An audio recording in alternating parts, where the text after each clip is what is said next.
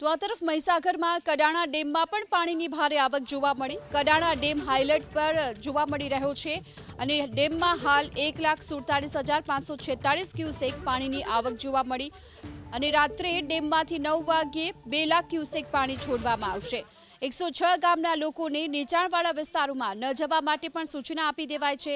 Dam પ્રશાસને Mahisagar Panchmahal કલેક્ટરને પત્ર થકી આ અંગે જાણ કરી છે। ખેડા આણંદ વડોદરા કલેક્ટરને પણ આ અંગે જાણ કરવામાં આવી છે। વધુ વિગતો મેળવીએ સંવાદદાતા હિરેન પંડ્યા આપણી સાથે જોડાઈ ચૂક્યા છે। હિરેન, કડાણા ડેમ હાઈલાઇટ પર છે અને રાત્રે 9 વાગ્યે 2 લાખ ક્યુસેક પાણી છોડાશે। કયા કયા વિસ્તારોને અસર થવાની સંભાવના? જી ચોક્કસ જે રીતે વાત કરવામાં આવે તો મહીસાગર જિલ્લામાં આવેલ કડાણા ડેમમાં ધરખમ પાણીની આવક થઈ રહી છે।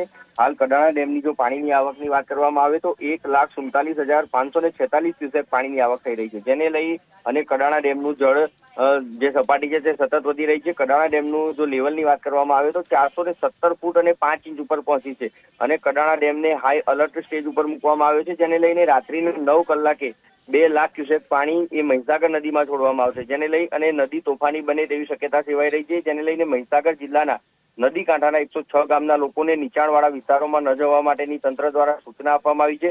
તો ડેમ પ્રશાસન દ્વારા મહીસાગર, પંચમહાલ, ખેડા, આણંદ, વડોદરા સહિત જે જિલ્લાને કે જ્યાં મહીસાગર નદી અસર કરી શકે છે ત્યાં કલેક્ટરને આ બાબતે જાણ કરવામાં આવી છે। પત્ર લખી અને તેમને આ બાબતે જાણ કરવામાં આવી છે। તો સંબંધિત અધિકારીઓને પણ તકેદારી રાખવા માટેની સૂચના આપવામાં આવી છે। ત્યારે સતત મહીસાગર જિલ્લા વહીવટી તંત્ર દ્વારા પણ લોકોને નદી કાંઠાના વિસ્તારોમાં ન જવા અને તકેદારી રાખવા માટેની સૂચના આપવામાં આવી રહી છે। રાત્રિના 9 કલાકે જે પાણી છોડાશે જેને લઈને મહીસાગર નદી તોફાની બનશે અને તેની અસર મહીસાગર જિલ્લા સહિત અન્ય જિલ્લાને પણ થઈ શકે છે, જેને લઈને જરૂરી તકેદારી રાખવા માટે સૂચના આપવામાં આવી છે। જી આભાર આપનો આ સમગ્ર માહિતી બદલ। તો ડેમમાંથી રાત્રે 9 વાગ્યે 2 લાખ ક્યુસેક પાણી છોડવામાં આવશે। મહીસાગર નદીમાં પણ પાણીની આવક સતત જોવાશે અને આ સાથે નીચાણવાળા વિસ્તારોને પણ એલર્ટ રહેવાની સૂચના આપી દેવાઈ।